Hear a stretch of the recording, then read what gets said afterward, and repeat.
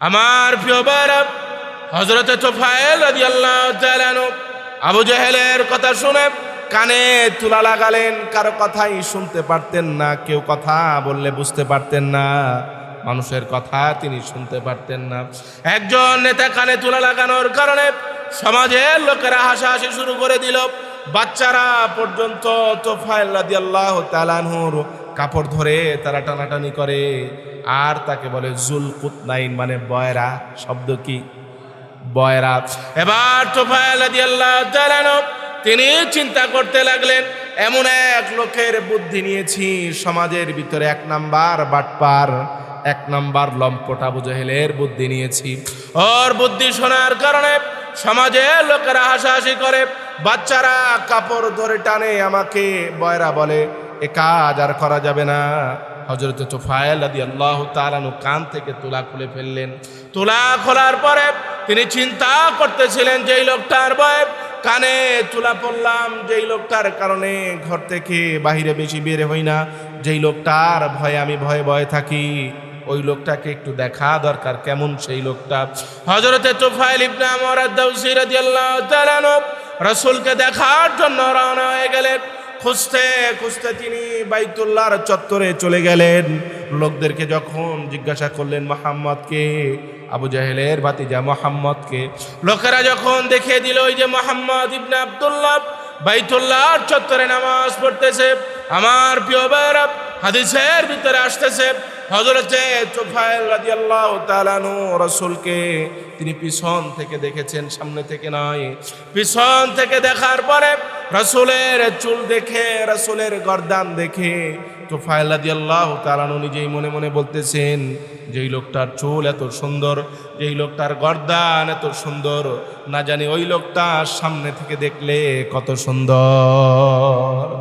একথা চিন্তা করে হযরতে তুফাইল রাদিয়াল্লাহু তাআলা আনহু বাইতুল্লাহর চত্বরে সামনে থেকে তিনি ঘুরে যখন সামনে চলে আসলেন, রাসূল নামাজ আদায় করতেছিলেন। রাসূলের চেহারা যখন তিনি দেখলেন, হযরতে তুফাইল রাদিয়াল্লাহু তাআলা আনহু তিনি বলেন, আমি যখন তাকিয়ে দেখলাম এত সুন্দর চোখ, এত সুন্দর চুল, এত সুন্দর কপাল, এত সুন্দর চেহারা, এত সুন্দর চেহারা যখন দেখলাম, আমি বুঝতে পারলাম এত সুন্দর চেহারা যার, এত সুন্দর চোখ যার, এত সুন্দর অবয়ব যার, এত সুন্দর চুলগুলো যার, সে কোনোদিন পাগল হতে পারে না, সে কোনোদিন জাদুঘর হতে পারে না, সে কোনোদিন মিথ্যাবাদী হতে পারে না। রাসূল নামাজ শেষ করলেন। তুফাইল রাদিয়াল্লাহু তাআলা আনহু রাসূলের কাছে চলে গেলেন, তার কাছে বসলেন, বললেন, আমি দাউস গোত্র থেকে এসেছি, দাউস গোত্রের আমি একজন নেতা, আমি একজন কবি, আমি একজন সাহিত্যিক। নিজের পরিচয় দিলেন। আমি হজ করার জন্য এসেছি। আপনার চাচা আবু জাহেল আপনার ব্যাপারে বলেছে আপনি নাকি পাগল, আপনি জাদুঘর, আপনার কাছে গেলে আমার নেতৃত্ব চলে যাবে। রাসূলকে বলতেছেন, তুফাইল রাদিয়াল্লাহু তাআলা আপনার চাচা এই কথা বলেছে, আপনার কাছে আসার কারণে আমার নেতৃত্ব চলে যাবে, মানুষ আমাকে মানবে না, আমার বাবার সাথে আমার সম্পর্ক খারাপ হবে, আমার ভাইয়ের সাথে আমার সম্পর্ক খারাপ হবে। রাসূল কথাগুলো শুনতেছিলেন আর মুস্কি মুস্কি হাসতেছিলেন। এক পর্যায়ে তুফাইল রাদিয়াল্লাহু তাআলা আনহু রাসূলকে বললেন, আপনি চান কি, আপনার উদ্দেশ্য কি? রাসূল করিম সাল্লাল্লাহু আলাইহি ওয়াসাল্লাম হযরতে তুফাইল রাদিয়াল্লাহু তাআলা আনহুকে নিজে থেকে কোনো কথা না বলে সোজা কোরআন থেকে হযরতে তুফাইল রাদিয়াল্লাহু তাআলা আনহুকে শোনালেন। হযরতে তুফাইল রাদিয়াল্লাহু তাআলা আনহু কোরআন শোনার পরে, কোরআনের তেলাওয়াত শোনার পরে তিনি নিজে চিন্তা করতেছেন, আমার দাদা কবি, আমার বাবা কবি, আমি একজন কবি, জীবনে অনেক কবিতা পড়েছি, অনেক কবিতা রচনা করেছি। আজকে যেটা শুনলাম এটা কোনোদিনও মানব রচিত কোনো কবিতা হতে পারে না। বলেন সুবহানাল্লাহ। তুফাইল রাদিয়াল্লাহু তাআলা আনহু সাথে সাথে রাসূলকে বললেন, ইয়া রাসূলুল্লাহ, আর দেরি নয়, হাতটা দিলাম, পরিয়ে দেন মধুর কালেমা লা ইলাহা ইল্লাল্লাহু মুহাম্মাদুর রাসূলুল্লাহ। মক্কায় খবর ছড়িয়ে গেল তুফাইল মুসলমান হয়েছে। তুফাইল মুসলমান হওয়ার পরে তার এলাকায় চলে যাবে, তার এলাকার লোকদেরকে মুসলমান বানাবে। আবু জেহেল রাগান্বিত হয়ে গেল। আবু জেহেল সে রাগ করলো, অগ্নিশর্মা হয়ে গেল। উতবা সাইবা জ্বলতে লাগলো, ওয়ালিদ ইবনে মুগিরা সবাই জ্বলতে লাগলো, সবাই হিংসার আগুনে জ্বলে পড়ে ছারখার হতে লাগলো। তারা রাসূলের উপরে নির্যাতন শুরু করে দিল, জুলুম শুরু করে দিল। আমার প্রিয় ভাইরা, হযরত তুফাইল রাদিয়াল্লাহু তাআলা রাসূলকে বললেন, ইয়া রাসূলুল্লাহ, আপনি আমার জন্য দোয়া করেন, আমি আমার গোত্রে চলে যাব, আমার এলাকায় চলে যাব। এলাকায় গিয়ে আমি আমার এলাকার লোকদেরকে দাওয়াত দেব, এলাকার লোকদেরকে কোরআনের কথা বলবো, ইসলামের কথা বলবো, এক আল্লাহর কথা বলবো, জান্নাতের কথা বলবো, জাহান্নামের কথা বলবো। আপনি আমার জন্য দোয়া করেন, আমি আমার এলাকায় গিয়ে দাওয়াত দেব। রাসূল করিম সাল্লাল্লাহু আলাইহি ওয়াসাল্লাম হযরত তুফাইল রাদিয়াল্লাহু তাআলার জন্য দোয়া করলেন। আল্লাহ সুবহানাহু ওয়া তাআলা রাসূলের দোয়াকে কবুল করে তার কপালের ভিতরে আল্লাহ তাআলা একটা আলো লাগিয়ে দিলেন, একটা নূর লাগিয়ে দিলেন, একটা আলো লাগিয়ে দিলেন। হযরত তুফাইল রাদিয়াল্লাহু তাআলা রাসূলকে বলেন, ইয়া রাসূলুল্লাহ, আমার গোত্রের লোকেরা তারা পূর্ব জামানার প্রথাকে অনেক বেশি ফলো করে, তার আগের প্রথাগুলোকে অনেক বেশি মানে। আমার এলাকার নিয়ম হলো, আমার এলাকার প্রথা হলো, কারো কপালে যদি আলো বের হয়, কপালে যদি কোনো আলোক সজ্জা হয়, মানুষ এটাকে আপশগুন মনে করে, অভিশাপ মনে করে, মানুষ এটাকে খারাপ মনে করে। আপনি আমার জন্য আবার দোয়া করেন। রাসূল করিম সাল্লাল্লাহু আলাইহি ওয়াসাল্লাম হযরত তুফাইল রাদিয়াল্লাহু তাআলার জন্য আবার দোয়া করলেন। আল্লাহ তাআলা রাসূলের দোয়াকে কবুল করে আল্লাহ তাআলা তুফাইল রাদিয়াল্লাহু তাআলা সেই কপালের নূরটাকে তার লাঠির ভিতরে দিয়ে দিলেন। লাঠির মাথায় নূর চলে আসলো, লাঠির মাথায় আলো চলে আসলো। হযরত তুফাইল রাদিয়াল্লাহু তাআলা তার এলাকায় গিয়ে তিনি লম্বা সময় মানুষদেরকে দাওয়াত দিলেন, লম্বা সময় মানুষদেরকে এক আল্লাহর কথা বললেন। সপ্তম হিজরিতে অনেকগুলো মানুষ মুসলমান হয়ে মদিনায় চলে আসলো। সেই জামাতের ভিতরে ছিল হযরত আবু হুরায়রা রাদিয়াল্লাহু তাআলা আনহু। সম্মানিত মুসল্লিয়ানে কেরাম, রাসূল করিম সাল্লাল্লাহু আলাইহি ওয়াসাল্লাম গারে হেরায় বসে ধ্যান করতেছেন, মুরাকাবা করতেছেন, কি করে গোটা মানব জাতিকে বাঁচানো যায়, কি করে তাদেরকে মুক্তি দেওয়া যায়, কি করে তাদেরকে জুলুম থেকে বাঁচানো যায়, অন্যায় থেকে বাঁচানো যায়, কি করে তাদেরকে ধোঁকাবাজি থেকে বাঁচানো যায়। রাসূল গারে হেরায় বসে ধ্যান করতেছিলেন, মুরাকাবা করতেছিলেন। হঠাৎ করে জিবরিল আমিন চলে আসলেন রাসূলের সামনে, এসে বললেন, ইকরা, আপনি পড়ুন। রাসূল বললেন, মা নাবি কারি, আমি পড়তে পারি না। জিবরিল আমিন আবার বললেন, ইকরা। রাসূল বললেন, মা নাবি কারি, আমি পড়তে পারি না। জিবরিল আমিন আবার বললেন, ইকরা। রাসূল বললেন, মা নাবি কারি, আমি পড়তে পারি না। এ কথা বলার পরে জিবরিল আমিন রাসূলকে বুকের মাঝে নিয়ে একটা চাপ দিলেন। এরপরে সূরা আলাকের 5টা আয়াত নাজিল হয়ে গেল। ইকরা বিসমি রাব্বিকাল্লাযী খালাক খালাকাল ইনসানা মিন আলাক ইকরা ওয়া রাব্বুকাল আকরামুল্লাযী আল্লামা বিল কলম। 5টা আয়াত নাজিল হয়ে গেল। আমার প্রিয় ভাইরা, এই আয়াতগুলোর দিকে লক্ষ্য করেন। আল্লাহ সুবহানাহু ওয়া তাআলা প্রথমেই বলতেছেন, ইকরা বিসমি রাব্বিকাল্লাযী খালাক, পড়ো তোমার প্রভুর নামে। একটু আওয়াজ করে বলেন তো পড়তে হবে কার নামে? আরেকটা আওয়াজ করে বলেন পড়তে হবে কার নামে? আল্লাহর নামে পড়তে হবে। আল্লাহর নামে কোরআন তেলাওয়াত করতে হবে। আল্লাহর নাম নিয়ে ইলম শিখতে হবে।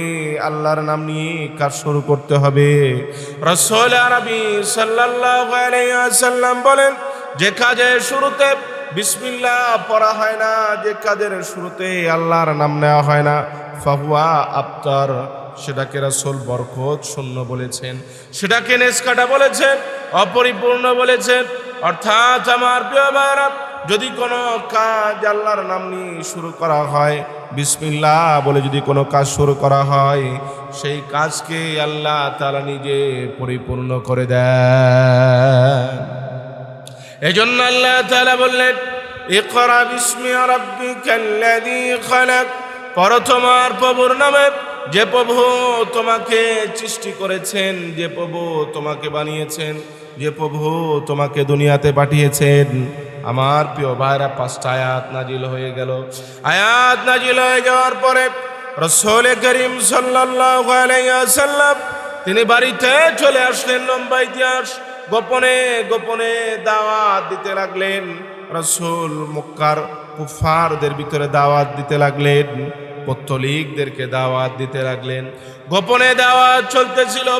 মক্কার যুবকেরা রাসূলের দাওয়াত শোনার পরে হযরত আবু বকর রাদিয়াল্লাহু তাআলা কে বলতেছে, আবু বকর, কি শুনি তোমার বন্ধু মনে হয় পাগল হয়েছে। তোমার বন্ধু এক আল্লাহর কথা বলে, লাত হবল মানাতকে বাদ দিয়ে, হাজার হাজার দেবদেবীকে বাদ দিয়ে তোমার বন্ধু এক আল্লাহর কথা বলে, জান্নাতের কথা বলে। তোমার বন্ধু জাহান্নামের কথা বলে। তোমার বন্ধু মনে হয় পাগল হয়ে গিয়েছে, একটু দেখে আসো। হযরত আবু বকর রাদিয়াল্লাহু তাআলা রাসূলের কাছে চলে গেলেন। গিয়ে বললেন, বন্ধু, কি শুনি আপনার ব্যাপারে, কি শুনি আপনি নাকি এক আল্লাহর কথা বলেন, লাত হবল মানাতকে বাদ দিয়ে এক আল্লাহর কথা বলেন, জান্নাতের কথা বলেন, জাহান্নামের কথা বলেন। আপনি এক আল্লাহর ইবাদত করার কথা বলেন। মানুষ আপনাকে পাগল বলতেছে, আপনি এগুলা কি বলেন? রাসূল বলেন, আবু বকর, যা শুনেছ সত্য শুনেছ, যা শুনেছ সত্য শুনেছ। হযরত আবু বকর রাদিয়াল্লাহু তাআলা রাসূলকে বলেন, বন্ধু, আপনি যে নবী, আপনার দলিল কি, প্রমাণ কি? আপনি যে নবী, আপনার কাছে কি প্রমাণ রয়েছে? মাদ-দালিলু আলা মা তাদদাই, আপনার কাছে প্রমাণ কি? রাসূল বলে, আবু বকর, শোনো, আমার নবী হওয়ার প্রমাণ, আমার নবুয়তের প্রমাণ আমার কাছেই নয়, আমার নবুয়তের প্রমাণ তোমার কাছে রয়েছে। হযরত আবু বকরকে রাসূল বলতেছে, আবু বকর, শোনো, তুমি শামে গিয়েছিলে ব্যবসা করার জন্য, তুমি শামে গিয়েছিলে, সিরিয়ায় গিয়েছিলে ব্যবসা করার জন্য। সেখানে তুমি অনেক দিন থেকেছো। একদিন গভীর রাতে তুমি স্বপ্নে দেখেছিলে। গভীর রাতে স্বপ্নের ভিতরে তুমি দেখো আকাশের ভিতরে অনেকগুলো তারা উঠেছে। সেই তারাগুলো টুকরো টুকরো হয়ে মক্কার বিভিন্ন ঘরের ভিতরে ঢুকে গিয়েছে। আবার তুমি দেখতেছিলে একটা বিশাল চাঁদ উঠেছে, সেই চাঁদটা পুরোপুরি তোমার ঘরের ভিতরে ঢুকে গিয়েছে। তুমি এই স্বপ্নের তাবির জানার জন্য, এই স্বপ্নের ব্যাখ্যা জানার জন্য তুমি শামের ভিতরে ঘুরতে লাগলে, তাওরাতের আলেম খুঁজতে লাগলে। শামের লোকেরা তোমাকে বলল, আমাদের এলাকার ভিতরে একজন তাওরাতের আলেম রয়েছে, সে আপনাকে আপনার স্বপ্নের ব্যাখ্যা দিতে পারবে। হযরত আবু বকর রাদিয়াল্লাহু তাআলা রাসূল বলে, আবু বকর, শোনো, তুমি সেই স্বপ্নের তাবির জানার জন্য তুমি সেই তাওরাতের আলেমের কাছে গেলে। তাওরাতের আলেম তোমার স্বপ্নের কথা শুনলো। এরপরে তিনি তোমাকে বলল, মক্কার ভিতরে অতি অল্প সময়ের ভিতরে একজন নবীর আবির্ভাব হবে, আখিরি জামানার নবীর আবির্ভাব হবে। তার আনিত দিন মক্কার ভিতরে অল্প অল্প ঢুকে যাবে, কিন্তু আবু বকর তার ধর্ম তোমার ঘরে পুরাপুরি ঢুকে যাবে।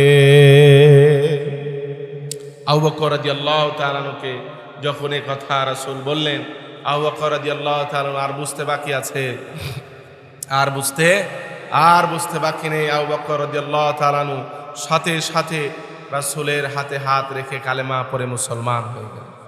সম্মানিত মুসল্লিয়ানে কারাম, আবু বকর রাদিয়াল্লাহু তাআলা মুসলমান হয়ে যাওয়ার পরে তারা দুজনেই গোপনে গোপনে দাওয়াত দিতে লাগলেন। দাওয়াত দিতে গিয়ে অনেক জুলুম, নির্যাতন, কষ্ট, নিপীড়ন হযরত আবু বকর রাদিয়াল্লাহু তাআলা এবং রাসূল করিম সাল্লাল্লাহু আলাইহি সাল্লামের উপরে হয়েছে। হযরত আবু বকর রাদিয়াল্লাহু তাআলা এবং রাসূল যখন দাওয়াত দিতে লাগলেন, মক্কার লোকেরা, মক্কার পত্তলিকরা তাদের উপরে এইভাবে আক্রমণ করেছে।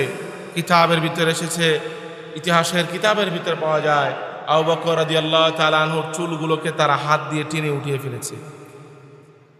এরপরে কাঠের জুতো দিয়ে তার চেহারার উপরে এই পরিমাণ আঘাত করেছে যে পুরা চেহারা বিবর্ণ হয়ে গেছে, থেতলে গেছে, রক্তাক্ত হয়ে আবু বকর রাদিয়াল্লাহু তাআলা বেহুশ হয়ে জমিনে পড়ে গেছে। বাঁচবে কি মরবে বোঝা যায় না। এমন এক পরিবেশের ভিতরে যখন গোপনে গোপনে দাওয়াত দিতে লাগলেন, সেই সময় আল্লাহ সুবহানাহু ওয়া তাআলা এলান করে দিলেন প্রকাশ্যে দাওয়াত দেওয়ার জন্য। কিভাবে দাওয়াত দেওয়ার জন্য? আমার প্রিয় ভাইরা শোনেন, রাসূল করিম সাল্লাল্লাহু আলাইহি ওয়াসাল্লামকে আল্লাহ তাআলা বললেন, হাবিব অনেক গোপনে দাওয়াত হয়েছে, এখন থেকে প্রকাশ্যে দাওয়াত চলবে, আর গোপনে দাওয়াত দিতে হবে না, প্রকাশ্যে দাওয়াত দিতে লাগবেন। রাসূল করিম সাল্লাল্লাহু আলাইহি ওয়াসাল্লাম প্রকাশ্যে যখন দাওয়াত দিতে লাগলেন, মক্কার লোকেরা রাসূলকে পাগল বলে, জাদুকর বলে, রাসূলের ব্যাপারে তারা মিথ্যাবাদী বলতে থাকে, রাসূলের ব্যাপারে তারা বিভিন্ন জায়গায় বলতে থাকে সে পাগল, জাদুকর, তার কথা শুনবে না, তার কাছে কেউ যাবে না। মুহাম্মদের কথা শোনার কারণে ভাইয়ের সাথে ভাইয়ের সম্পর্ক নষ্ট হয়ে যায়, ভাইয়ের সাথে বাবার সম্পর্ক নষ্ট হয়ে যায়, ছেলের সাথে বাবার সম্পর্ক নষ্ট হয়ে যায়, পরিবারের সাথে সম্পর্ক নষ্ট হয়ে যায়। এজন্য মুহাম্মদের কথা শোনা যাবে না। এলাকার লোকেরা এই কথা যখন বলতেছিলেন, আমার প্রিয় ভাইয়ের আল্লাহ তাআলা কোরআনে আয়াত নাজিল করে দিলেন, নুন ওয়াল কলামি ওয়া মা ইয়াসতুরুন মা আতা বিনিমাতি রাব্বিকা বিমাজনুন। আল্লাহ তাআলা বললেন, হাবিব শোনেন, মক্কার লোকেরা আপনাকে পাগল বলে, মক্কার লোকেরা আপনাকে জাদুকর বলে, মক্কার লোকেরা আপনাকে মিথ্যাবাদী বলে, মক্কার লোকেরা আপনাকে বাজে মন্তব্য করে। হাবিব আপনি পাগল নন, বরং যারা আপনাকে পাগল বলে তারাই প্রকৃত পাগল। আমার প্রিয় ভাইরা, যখন প্রকাশ্যে দাওয়াত দিতে লাগলেন, হজের সময় শুরু হয়ে গেল। মক্কার আশেপাশে থেকে, আতরাফে মক্কা থেকে, মক্কার আশেপাশ থেকে যখন লোকেরা বাইতুল্লাহ তওয়াফ করার জন্য চলে আসলো, বাহির থেকে লোক আসতেছে। বাহির থেকে লোক আসার পরে তারা যখন রাসূলের বয়ান শোনে, কোরআনের তেলাওয়াত শোনে, রাসূলের কথাগুলো তারা শুনে, তাদের কাছে ভালো লাগে, তারা রাসূলের কথা শুনে, কোরআন তেলাওয়াত শুনে তারা সেই জায়গায় মুসলমান হয়ে যায়। আবু জাহেলের চিন্তা হয়ে গেল, মাথা খারাপ হয়ে গেল, উতবা সাইবার মাথা খারাপ হয়ে গেল। ওয়ালিদ ইবনে মুগিরা চিন্তা করে, এভাবে যদি মানুষ মুসলমান হতে লাগে, মানুষ যদি এভাবে মুসলমান হয়ে যায়, তাহলে তো আমাদের নেতৃত্ব থাকবে না, আমাদের কর্তৃত্ব থাকবে না। একথা চিন্তা করে আবু জাহেল, ওয়ালিদ ইবনে মুগিরা, উতবা সাইবা তারা লোক সেট করলো। মক্কার চতুর্দিকে তারা লোক দাঁড় করিয়ে দিল, এক জায়গায় দুই জায়গায় করে করে তারা লোক দাঁড় করিয়ে দিল। মানুষদেরকে বলে দিল, তোমরা বলবে আমাদের এলাকার ভিতরে একজন পাগল রয়েছে, জাদুকর রয়েছে, যার কথা শুনলে বাবার ছেলের সম্পর্ক নষ্ট হয়ে যায়, ভাই ভাইয়ের সম্পর্ক নষ্ট হয়ে যায়, আত্মীয়তার সম্পর্ক নষ্ট হয়ে যায়, তার কাছে যাওয়া যাবে না, তার কথা শোনা যাবে না, তার কথা কেউ শুনতে যাবে না। যখন মানুষদেরকে লোক ঠিক করে বয়ান দিতে লাগলো, আবু জাহেল মানুষদের যখন কথা বলতে লাগলো, বাহির থেকে যারা হজ করার জন্য এসেছিল তাদের রাসূলের প্রতি আরো কৌতূহল বেড়ে গেল। যখন তাদেরকে কথা বলতে লাগলো লোক ভাড়া করে, যে মক্কার ভিতরে একজন পাগল আছে, এর কথা শোনা যাবে না, একজন জাদুকর আছে, যার কথা শুনলে মানুষ বাবার সাথে সম্পর্ক নষ্ট হয়ে যায়, ভাইয়ের সাথে সম্পর্ক নষ্ট হয়ে যায়। এ কথা যখন তাদেরকে বলল, তাদের আগ্রহ আরো বেড়ে গেল। কারণ মানুষের একটা মূলনীতি মনে রাখবেন, আল ইনসানু হারিসুন ফিমা মুনিয়া, মানুষ ওই জিনিসের প্রতি বেশি আগ্রহী হয় যেই জিনিসের প্রতি তাকে কি করা হয়, নিষেধ করা হয়। যেমন আপনাদের এই অঞ্চলে যদি একটা অজগর, বিশাল একটা অজগর সাপ ধরা পড়ে যায়, আর যদি এলাকার মানুষ বাচ্চাদেরকে, যুবকদেরকে বলতে থাকে যে তোমরা বাড়ি থেকে বের হবে না, বিশাল একটা অজগর সাপ ধরা পড়েছে, যে কারো ক্ষতি হতে পারে, আমার ভাইয়েরা একটু আওয়াজে বলেন তো, কেউ কি বাড়িতে থাকবে? কেউ থাকবে? হ্যাঁ। অতএব মানুষকে যে জিনিসের প্রতি নিষেধ করা হয় সেই জিনিসের প্রতি লোভ তার আরো বেশি। আল ইনসানু হারিসুন ফিমা মুনিয়া। আরেকটু ভালো করে বুঝবেন, যেই লোকের ডায়াবেটিস আছে, কি আছে, যেই লোকের ডায়াবেটিস হয়েছে, কি যখন ডাক্তার বলে যে আপনার কি খাওয়া যাবে না, মিষ্টি খাওয়া যাবে না, দেখবেন এই লোকটার এই মিষ্টির প্রতি লোভ বেশি হয়। কথা বলেন ঠিক কিনা? আমার প্রিয় ভাইরা, যখন মানুষদেরকে কথা বলতে লাগলো যে তোমরা আবু জেহেলের ভাতিজা মুহাম্মদের কাছে যেও না, তার কথা শুনলে মানুষ পাগল হয়ে যায়, তার কথা শুনলে ভাইয়ে ভাইয়ের সম্পর্ক নষ্ট হয়ে যায়, মানুষ আরো বেশি আগ্রহী হলো। মানুষ যখন রাসূলের কাছে গেলেন, রাসূলের বয়ান শুনলেন, রাসূলের কোরআন তেলাওয়াত শুনলেন, মানুষ মুগ্ধ হয়ে সেই জায়গায় দাঁড়িয়ে তারা মুসলমান হয়ে গেলেন। বলেন আল্লাহু আকবার। সম্মানিত মুসল্লিয়ানে কারাম, যখন মানুষ একে একে আসতে লাগলো, আবু জেহেলের মাথা খারাপ, উতবা, সাইবা, ওয়ালিদ ইবনে মুগীরা সবার মাথা খারাপ। এই দিকে হজের মৌসুমে মক্কার ভিতরে আসতে লাগলেন দাউস গোত্রের সম্মানিত নেতা হযরত তুফাইল ইবনে আমর আদ-দাউসী রাদিয়াল্লাহু তাআলা আনহু। এখনো মুসলমান হননি। তুফাইল রাদিয়াল্লাহু তাআলা আনহু তিনি একজন শিক্ষিত মানুষ, সমাজসেবক, যুবকদের নেতা, আইডল। যুবকেরা তাকে অনেক বেশি ফলো করে। একাধারে তিনি সাহিত্যিক, কবি, এতগুলো সম্মানের বিষয় তার সাথে লেগে আছে। অনেক বিশেষ একজন ব্যক্তিত্ব হযরতে তুফাইল রাদিয়াল্লাহু তাআলা আনহু।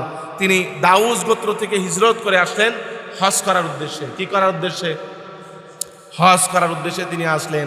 এবার একটু ভালো করে বোঝেন দাউস গোত্রটা কোথায়। বর্তমান সময়ে দাউস গোত্র হলো ইয়ামানের একটি প্রাচীন অঞ্চল। ইয়ামানের, যেটা ইয়ামান এবং তায়েফের মধ্যবর্তী অঞ্চল। ইয়ামেন এবং তায়েফের মধ্যবর্তী অঞ্চল, এটা হলো দাউস গোত্র। সেই সময়ে সেই দাউস গোত্র থেকে হিজরত করে হজ করার জন্য চলে আসলেন হযরতে তুফাইল রাদিয়াল্লাহু তাআলা আনহু, যিনি কবি, সাহিত্যিক, সমাজসেবক, সমাজের নেতা, যুবকদের আইডল। এমন একজন ব্যক্তিত্ব যখন মক্কায় চলে আসলেন, আবু জেহেলের মাথা আরো খারাপ যে এই লোক যদি মুসলমান হয়ে যায় তাহলে দলে দলে যুবক আরো বেশি কি হয়ে যাবে, মুসলমান, আরো বেশি যুবক মুসলমান হবে। অতএব যেভাবেই হোক এই লোকটাকে কি করতে হবে, এই লোককে ঠেকাতে হবে। এই চিন্তা করে একদিন সকালবেলা আবু জেহেল, উতবা, সাইবা, ওয়ালিদ ইবনে মুগীরা সব দলবল নিয়ে, তাদের লেসপেন্সার নিয়ে হযরতে তুফাইল রাদিয়াল্লাহু তাআলা আনহু যেখানে অবস্থান করতেছিলেন তার কাছে চলে গেলেন।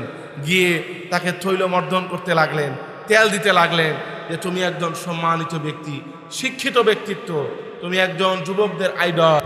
আগামী ভবিষ্যতে যখন আমরা নেতৃত্ব ছেড়ে দেব তখন তোমাকে কি ধরতে হবে, হাল ধরতে হবে। যেভাবে তেল লাগানো দরকার। দুষ্ট লোকের কি কথা, দুষ্ট লোকের মিষ্টি কথা। তুফাইল রাদিয়াল্লাহু তাআলা আনহুকে আবু জেহেল তেল চুল লাগানোর পরে এবার বলতেছে যে আমি চাই তুমি ভালো থাকো, সুস্থ থাকো, এই জন্য তোমাকে একটা সৎ পরামর্শ দিতে আসলাম। কি দিতে আসলাম? সৎ পরামর্শ। তুফাইল বললেন, হযরত তুফাইল রাদিয়াল্লাহু তাআলা আনহু বললেন, সৎ পরামর্শ কি? আবু জেহেল বলে যে আমার ভাতিজা মুহাম্মদ সে একজন জাদুকর। সে কি? সে একজন জাদুকর। তার কাছে যাওয়া যাবে না, তার কথা শোনা যাবে না। তুমি যদি তার কাছে যাও, তার কথা শোনো, তোমার হাত থেকে নেতৃত্ব চলে যাবে, তোমাকে আর কেউ মানবে না, তোমার সাথে তোমার ভাইয়ের সম্পর্ক খারাপ হবে, তোমার বাবার সম্পর্ক খারাপ হবে। অতএব তুমি মুহাম্মদের কাছে যেও না, বরং তুমি একটা কাজ করো, আমি একটা বুদ্ধি দেই। বুদ্ধি হলো তুমি তোমার কানের ভিতরে তুলা ঢুকাও। কি ঢুকাও? তোমার কানের ভিতরে তুলা লাগিয়ে ফেলো। যে কয়দিন তুমি মক্কায় থাকবে এই কয়দিন আর তুমি কারো কথাই শুনবে। এবার বলেন তো বুদ্ধি কি ভালো না খারাপ? হ্যাঁ, আমার প্রিয় ভাইরা, হযরতে তুফাইল রাদিয়াল্লাহু তাআলা আনহু আবু জেহেলের কথা শুনে কানে তুলা লাগালেন। কারো কথাই শুনতে পারতেন না, কেউ কথা বললে বুঝতে পারতেন না, মানুষের কথা তিনি শুনতে পারতেন না। একজন নেতা কানে তুলা লাগানোর কারণে সমাজের লোকেরা হাসাহাসি শুরু করে দিল। বাচ্চারা পর্যন্ত তুফাইল রাদিয়াল্লাহু তাআলা আনহুর কাপড় ধরে তারা টানাটানি করে, আর তাকে বলে জুলকুতনাইন, মানে বয়রা। শব্দ কি? বয়রা। এবার তুফাইল রাদিয়াল্লাহু তাআলা আনহু তিনি চিন্তা করতে লাগলেন, এমন এক লোকের বুদ্ধি নিয়েছি সমাজের ভিতরে 1 নাম্বার বাটপার, 1 নাম্বার লম্পট আবু জেহেলের বুদ্ধি নিয়েছি। ওর বুদ্ধি শোনার কারণে সমাজের লোকেরা হাসাহাসি করে, বাচ্চারা কাপড় ধরে টানে, আমাকে বয়রা বলে। এ কাজ আর করা যাবে না। হযরত তুফাইল রাদিয়াল্লাহু তাআলা আনহু কান থেকে তুলা খুলে ফেললেন। তুলা খোলার পরে তিনি চিন্তা করতেছিলেন যে এই লোকটার বয়স কানে তুলা পড়লাম, যেই লোকটার কারণে ঘর থেকে বাহিরে বেশি বের হই না, যেই লোকটার ভয়ে আমি ভয়ে ভয়ে থাকি, ওই লোকটাকে একটু দেখা দরকার, কেমন সেই লোকটা। হযরতে তুফাইল ইবনে আমর আদ-দাওসী রাদিয়াল্লাহু তাআলা রাসূলকে দেখার জন্য রওনা হয়ে গেলেন। খুঁজতে খুঁজতে তিনি বাইতুল্লাহর চত্বরে চলে গেলেন।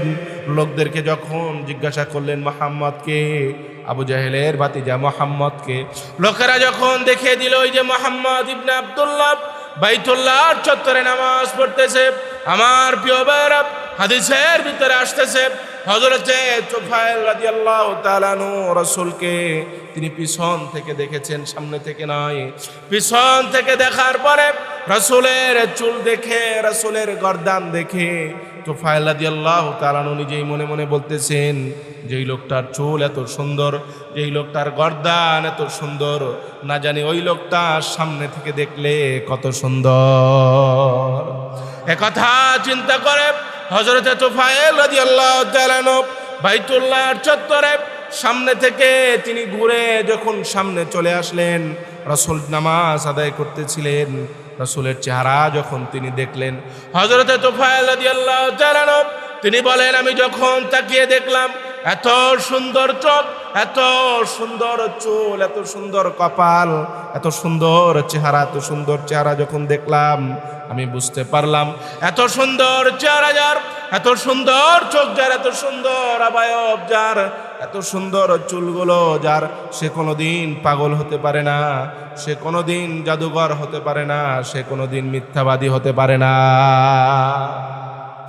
রাসূল নামাজ শেষ করলেন। তুফাইল রাদিয়াল্লাহু তাআলা আনহু রাসূলের কাছে চলে গেলেন, তার কাছে বসলেন, বললেন, আমি দাউস গোত্র থেকে এসেছি, দাউস গোত্রের আমি একজন নেতা, আমি একজন কবি, আমি একজন সাহিত্যিক। নিজের পরিচয় দিলেন, আমি হজ করার জন্য এসেছি। আপনার চাচা আবু জাহেল আপনার ব্যাপারে বলেছে আপনি নাকি পাগল, আপনি জাদুঘর, আপনার কাছে গেলে আমার নেতৃত্ব চলে যাবে। রাসূলকে বলতেছেন, তুফাইল রাদিয়াল্লাহু তাআলা আপনার চাচা এই কথা বলেছে, আপনার কাছে আসার কারণে আমার নেতৃত্ব চলে যাবে, মানুষ আমাকে মানবে না, আমার বাবার সাথে আমার সম্পর্ক খারাপ হবে, আমার ভাইয়ের সাথে আমার সম্পর্ক খারাপ হবে। রাসূল কথাগুলো শুনতেছিলেন আর মুস্কি মুস্কি হাসতেছিলেন। এক পর্যায়ে তুফাইল রাদিয়াল্লাহু তাআলা আনহু রাসূলকে বললেন, আপনি চান কি, আপনার উদ্দেশ্য কি? রাসূল করিম সাল্লাল্লাহু আলাইহি ওয়াসাল্লাম হযরতে তুফাইল রাদিয়াল্লাহু তাআলা আনহুকে নিজে থেকে কোনো কথা না বলে সোজা কোরআন থেকে হযরতে তুফাইল রাদিয়াল্লাহু তাআলা আনহুকে শোনালেন। হযরতে তুফাইল রাদিয়াল্লাহু তাআলা আনহু কোরআন শোনার পরে, কোরআনের তেলাওয়াত শোনার পরে তিনি নিজে চিন্তা করতেছেন, আমার দাদা কবি, আমার বাবা কবি, আমি একজন কবি, জীবনে অনেক কবিতা পড়েছি, অনেক কবিতা রচনা করেছি, আজকে যেটা শুনলাম এটা কোনোদিনও মানব রচিত কোনো কবিতা হতে পারে না। বলেন সুবহানাল্লাহ। তুফাইল রাদিয়াল্লাহু তাআলা আনহু সাথে সাথে রাসূলকে বললেন, ইয়া রাসূলুল্লাহ, আর দেরি নয়, হাতটা দিলাম, পরিয়ে দেন মধুর কালেমা লা ইলাহা ইল্লাল্লাহু মুহাম্মাদুর রাসূলুল্লাহ। মক্কায় খবর ছড়িয়ে গেল তুফাইল মুসলমান হয়েছে। তুফাইল মুসলমান হওয়ার পরে তার এলাকায় চলে যাবে, তার এলাকার লোকদেরকে মুসলমান বানাবে। আবু জাহেল রাগান্বিত হয়ে গেল। আবু জাহেল সে রাগ করলো, অগ্নিশর্মা হয়ে গেল। উতবা সাইবা জ্বলতে লাগলো, ওয়ালিদ ইবনে মুগিরা সবাই জ্বলতে লাগলো, সবাই হিংসার আগুনে জ্বলে পড়ে ছারখার হতে লাগলো। তারা রাসূলের উপরে নির্যাতন শুরু করে দিল, জুলুম শুরু করে দিল।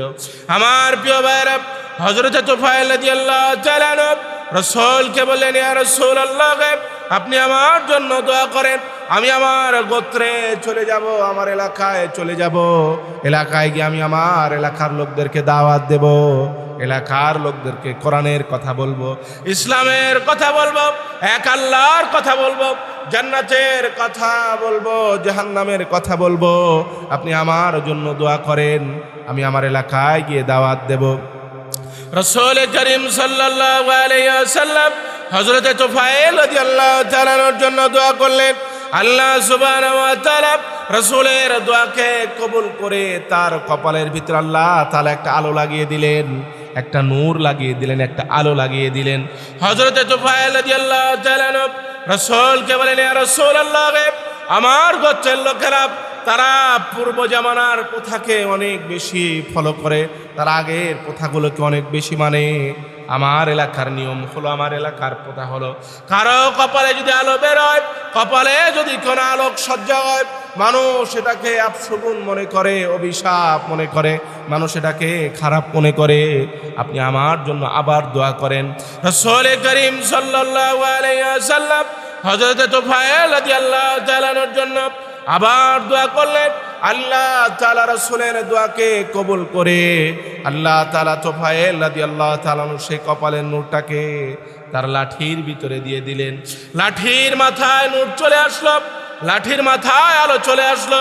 হযরত তুফাইল রাদিয়াল্লাহু তাআলা তার এলাকায় গিয়ে তিনি লম্বা সময় মানুষদেরকে দাওয়াত দিলেন, লম্বা সময় মানুষদেরকে এক আল্লাহর কথা বললেন। সপ্তম হিজরিতে অনেকগুলো মানুষ মুসলমান হয়ে মদিনায় চলে আসলো। সেই জামাতের ভিতরে ছিল হযরত আবু হুরায়রা রাদিয়াল্লাহু তাআলা আনহু।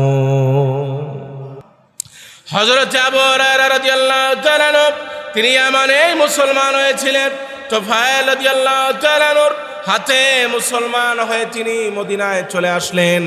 মদিনায় চলে আসার পরে তিনি রাসূলের দরবারে যখন চলে আসলেন, রাসূলকে বললেন, ইয়া রাসূলুল্লাহকে আমার দিলের তামান্না বলো, আমি আপনার দরবারে থাকবো, আপনার কথা শুনবো, আমি ইলম চর্চা করতে চাই, ইলম শিখতে চাই। রাসূল করিম সাল্লাল্লাহু আলাইহি ওয়াসাল্লাম আবু হুরায়রা রাদিয়াল্লাহু তাআলা আনহুকে তার কথা অনুযায়ী আসহাবে সুফফায় জায়গা করে দিলেন। তিনি সারাদিন আসহাবে সুফফায় থাকতেন, সারাদিন তিনি আসহাবে সুফফায় রাসূলের কথা শুনতেন, গভীর রাতে বাড়িতে যেতেন।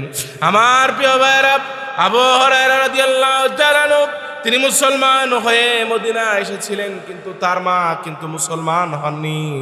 গভীর রাতে যখন আবু হুরায়রা বাড়িতে আসতেন, তার মা তাকে গালমন্দ করতো, গালিগালাজ করতো। একদিন গভীর রাতে আবু হুরায়রা রাদিয়াল্লাহু তাআলা আনহু যখন বাড়িতে চলে আসলেন, সেই রাতে তার মা তাকেও গালি দেয়, গালমন্দ করে। রাসূল করিম সাল্লাল্লাহু আলাইহি ওয়াসাল্লাম সম্পর্কে তার মা গালমন্দ করে। সকালবেলা আবু হুরায়রা রাদিয়াল্লাহু তাআলা আনহু রাসূলের কাছে চলে গেলেন, বললেন, ইয়া রাসূলুল্লাহ, আমার মা প্রতি রাতে আমাকে গালি দেয়, আমাকে গালমন্দ করে, তাতে আমার কোনো দুঃখ নেই, আমার কোনো কষ্ট নেই, কিন্তু কত রাতে আপনাকেও গালি দিয়েছে, আপনাকেও গালমন্দ করেছে, আমি কষ্ট পেয়েছি। রাসূল বলে, আবু হুরায়রা শোনো, মায়ের ব্যাপারে কোনো বিচার নেই, আল্লাহ তাআলা মায়ের ব্যাপারে বিচার করার কোনো অনুমতি আমাকে দেয়নি, কোনো পাওয়ার আমাকে দেয়নি। হযরত আবু হুরায়রা বলে, ইয়া রাসূলুল্লাহ, আমি আপনার কাছে বিচার দিতেছি না, আমি আপনার কাছে অভিযোগ করতেছি না। ইয়া রাসূলুল্লাহ, আপনি তো মুস্তাজাবুদ দাওয়া, আপনি যা দোয়া করেন আল্লাহ তাআলা তাই কবুল করেন। আপনি একটু আমার মায়ের জন্য কবুল করেন, যাতে আল্লাহ তাআলা আমার মাকে হেদায়েতের ছায়াতলে নিয়ে আসে। আমার প্রিয় ভাইরা, রাসূল করিম সাল্লাল্লাহু আলাইহি ওয়াসাল্লাম দুহাত তুলে দোয়া করতে লাগলেন, আল্লাহুম্মা হাদি উম্মা আবি হুরায়রা, আল্লাহ তাআলা আবু হুরায়রার মাকে আপনি হেদায়েত দান করেন। হাদিসের ভিতরে আসতেছে, রাসূল যখন দুহাত তুলে দোয়া করতে লাগলেন, আবু হুরায়রার মার জন্য দোয়া করতে লাগলেন। আবু হুরায়রা রাদিয়াল্লাহু তাআলা আনহু তিনি যখন বাড়ির দিকে দৌড় দিলেন, বাড়ির দিকে রওনা দিলেন, আবু হুরায়রা রাদিয়াল্লাহু তাআলা আনহুকে সাহাবায়ে কেরাম ডাক দিলেন, বললেন, ও আমার আবু হুরায়রা রাদিয়াল্লাহু তাআলা আনহুকে সাহাবায়ে কেরাম ধরলেন। সাহাবায়ে কেরাম পিছন থেকে ডাক দিলেন, কি হয়েছে তোমার? কোনো বিপদ হলো নাকি? কোনো কষ্ট হলো নাকি? কোনো মুসিবত হলো নাকি?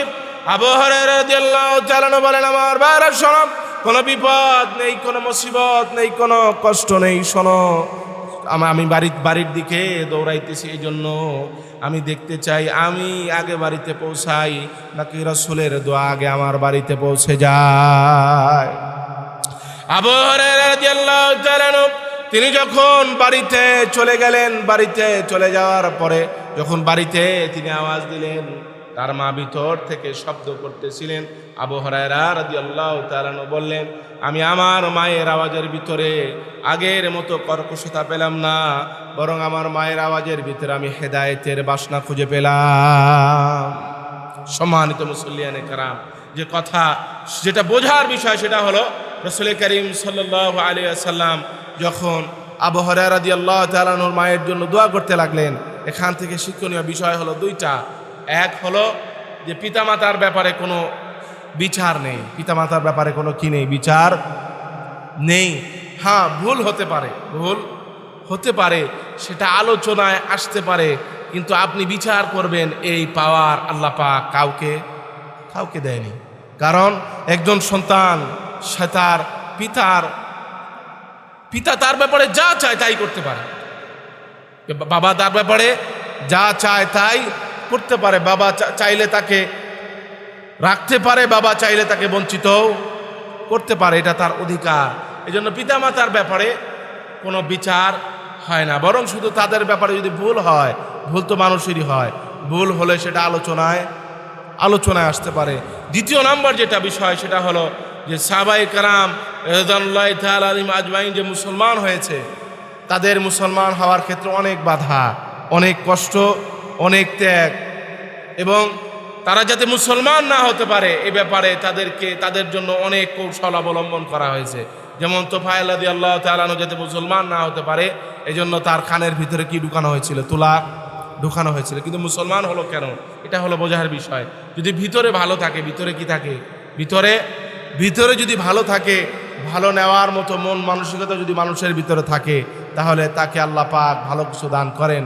আর যদি ভালো নেওয়ার মতো মন মানসিকতা না থাকে, তাহলে তার ভিতরে ভালো আসে না। যেমন আবু জাহেল, সে জানতো রাসূল করিম সাল্লাল্লাহু আলাইহি সাল্লাম নবী, এ ব্যাপারে তার কোনো সন্দেহ ছিল না। সে খুব ভালো করে জানতো যে আমার ভাতিজা মুহাম্মদ সে একজন নবী, কিন্তু মানতো না কেন? এই কথা আবু জাহেল বলতো, যদি তাকে মানা হয় তাহলে আমার নেতৃত্ব থাকবে না। নেতৃত্ব, কর্তৃত্ব আর চেয়ারের লোভে হযরতে রাসূল করিম সাল্লাল্লাহু আলাইহি ওয়াসাল্লামকে আবু জাহেল মানতে চাইতো না। আর হযরত তোফায়েল ইবনে আমর আদ-দাওসী রাদিয়াল্লাহু তাআলা আনহু নেতা হওয়ার পরেও দিলের ভিতরে সত্যের পথকে বেছে নেওয়ার আগ্রহ থাকার কারণে তিনি রাসূল করিম সাল্লাল্লাহু আলাইহি সাল্লামকে মানতে পেরেছিলেন। কথা বলেন ঠিক কিনা?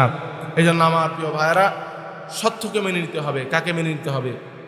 সত্যকে মেনে নিতে হবে, সঠিককে মানতে হবে। যদি আমি সত্যকে মানতে পারি, সঠিককে মানতে পারি, তাহলে আল্লাহ পাক অবশ্যই আমাদেরকে সত্যের পথে পরিচালিত হওয়ার তৌফিক দান করবেন। সকলে বলেন আমিন।